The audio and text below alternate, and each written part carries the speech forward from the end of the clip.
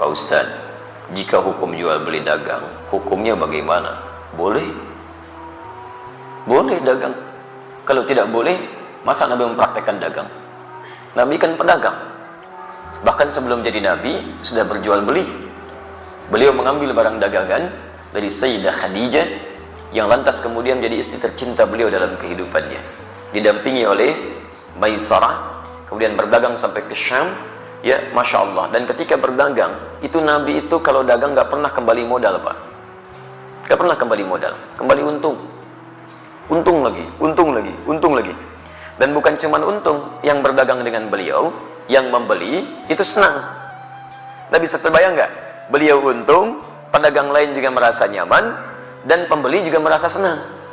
Jarang-jarang ada orang begitu. Ya, jarang-jarang. Kalau pedagang untung, biasanya pembeli kecewa, gitu kan? Baik, umumnya demikian.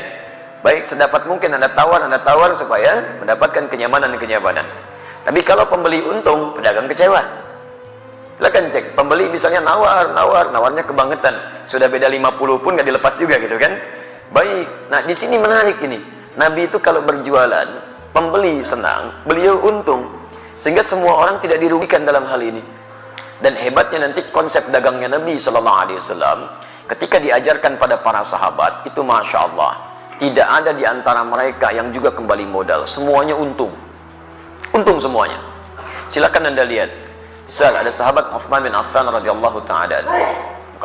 Ada sahabat Abdurrahman bin Auf radhiyallahu ta'ala anhu. Sebelumnya ada sahabat Abu Bakar radhiyallahu ta'ala anhu. Banyak para pedagang di zaman Nabi, teman-teman sekalian, ketika mereka sudah masuk Islam, dilatih oleh Nabi bagaimana cara berislam yang baik dan diterapkan dalam kehidupan sesuai dengan pekerjaan mereka, maka Masya Allah, dagangannya berlipat-lipat untungnya. Bukan cuma untung dunia, tapi untung akhirat. Tidak sedikit di antara pedagang di masa Nabi, bukan cuma kaya dalam urusan dunia yang asetnya sampai sekarang masih ada, tapi juga dijamin surganya tanpa hisab. Saya beri contoh, Uthman bin Affan radhiyallahu ta'ala anhu. Sebelum masuk Islam, pebisnis. Setelah masuk Islam, kayanya luar biasa. Silahkan antum, saya berdoa mohon pada Allah, kalau yang belum umrah, belum haji, insya Allah diikhtiarkan ya, ikhtiarkan. Insya Allah mudah-mudahan dipercepat oleh Allah Subhanahu Wa Taala untuk bisa berhaji atau umrah. Nanti saat ke Madinah main ke satu tempat, terdapat di dalamnya tapak-tapak kesuksesan Uthman bin Affan radhiyallahu taala anhu. Di antaranya beliau masih punya aset sampai sekarang. Ada sumur yang pernah beliau bebaskan ketika dimonopoli oleh Yahudi. Mau minum, bayar. Kata Uthman, saya beli sampai semuanya akhirnya dibeli Uthman. Kemudian dibebaskan. Yang mau minum, ambil aja. Sekitaran area sekitarnya ada tanah cukup luas. Dibeli oleh Uthman bin Affan radhiyallahu ta'ala anhu. Saya beli. Tanamin kurma. Yang lapar, ambil. Gak usah bayar. Yang haus, ambil. Gak usah bayar. Sampai sekarang area itu ada. Akan dibuat area perhotelan. Royaltinya disimpan di Bank Saudi, disedekahkan kepada umat muslim atas nama sahabat Uthman bin Affan radhiyallahu ta'ala anhu. Sampai sekarang masih ada. Abdurrahman bin Auf radhiyallahu ta'ala anhu, itu diembargo, ya, bukan cuma diembargo, dirampas hartanya saat di Mekah. Pergi ke Madinah cuma pakaian yang melekat di badannya.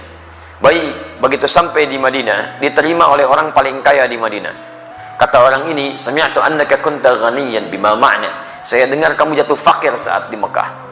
Kalau ingin kaya lagi, ambil setengah kekayaan saya. Kalau ingin menikah, cari pasangan, pilih pasangan terbaik di sini. Maka saya akan fasilitasi. Masya Allah. Teman-teman sekalian, apa jawabannya? Jazakallahu khairan bima ma'na. Semoga Allah berikan balasan terbaik untuk Anda. Arini ainal aswah. Cukup tunjukkan kepada saya di mana pusat bisnisnya. Dagang. Dipraktekkan ilmu dari Nabi. Modal cuma pakaian. 3 bulan jadi orang paling kaya nomor 3 di Madinah. 1 tahun jadi orang paling kaya di Madinah, yang kapaknya saja terbuat dari emas. Kapaknya, coba lihat, orang terkaya di Lampung belum tentu punya kapak ya. Orang terkaya di dunia, Bill Gates, 1.300 triliun hartanya. Tanya, punya kapak gak? SMS tuh pagi ini tanya ya.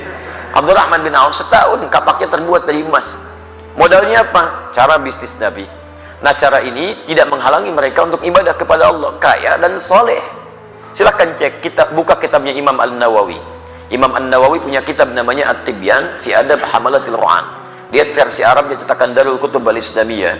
Warnanya merah marun, halaman 38, paragraf yang pertama. baris satu sampai baris yang kedua paling atas sebelah kanan. Kata Imam An-Nawawi rahimahullah, sahabat Utsman bin Affan, Abdurrahman bin Auf, ada Abu Darda, itu orang-orang, ada lagi At-Tamimi, itu orang-orang yang luar biasa. Tamim Ad-Dari, bukan At-Tamimi, Tamim Ad-Dari, yaitu malamnya di antara kesibukan mereka masih bisa menunaikan tahajud sampai khatam Al-Quran. Sampai khatam Al-Quran. Jadi pendekatan kepada Allahnya luar biasa. Makanya Allah buka rezeki mereka lebih daripada yang lain. Jadi kalau Anda ingin dapatnya rumusnya begini. Kalau Anda punya permintaan yang lebih daripada orang lain, maka dekati Allah dengan cara ibadah yang lebih daripada orang lain. Orang lain tidur, Anda bangun. Orang lain sedikit-sedikit tidur, Anda sedikit tidur. Orang lain sedikit-sedikit makan, Anda sedikit makan.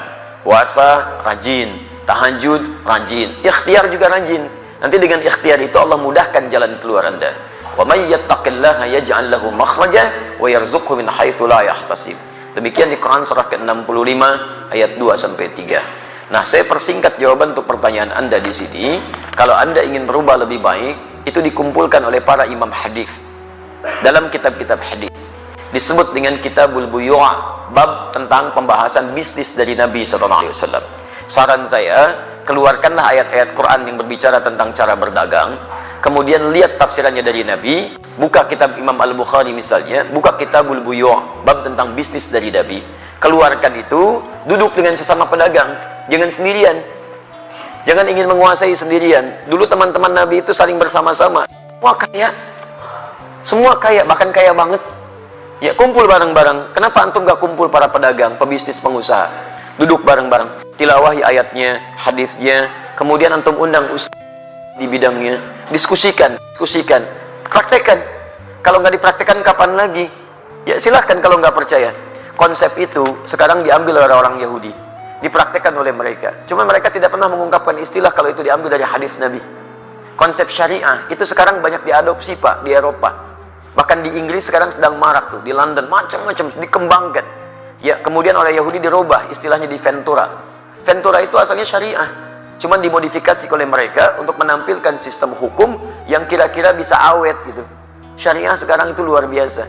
Di non-muslim saja sudah mengejar-ngejar konsepnya. Kenapa kita yang punya tidak menerapkan? Paham ya? Baik, sudah saya baca, sudah saya jawab intinya. Ya, di persoalannya barangkali nanti sesuaikan lagi ya. Saya akan punya usaha. Saya beli alat di toko, harga barang 1 juta, modal 1 alat, kemudian saya jual 2 juta atau 3 juta, boleh tidak? Boleh. Antum jual 5 juta juga silakan kalau laku ya. Baik, alhamdulillah. Yang penting antara din minkum, ada yang ridha satu dengan yang lainnya, kemudian tidak markup, tidak gharar, tidak menipu. Di orang itu wajar menilai. Antum beli 1 juta, dijual 5 juta, kalau kaidah boleh saja. Tapi kan juga pembeli akan melihat wajar apa tidak. Ya kalau tidak wajar yang akan beli. Ya ada yang jual Nokia 3315 sekarang. Misal dijual 10 juta. Ada yang beli nggak? Nggak ada. Modal antum cuma 100.000 dijual 10 juta gitu kan. Akan ada yang beli. Jadi kalau misalnya antum ingin jualan seperti ini boleh-boleh saja. Lihat batas kewajaran, jangan menipu, jangan ada gharar. Kemudian yang paling penting juga hindari hal-hal yang dilarang seperti riba dan sebagainya.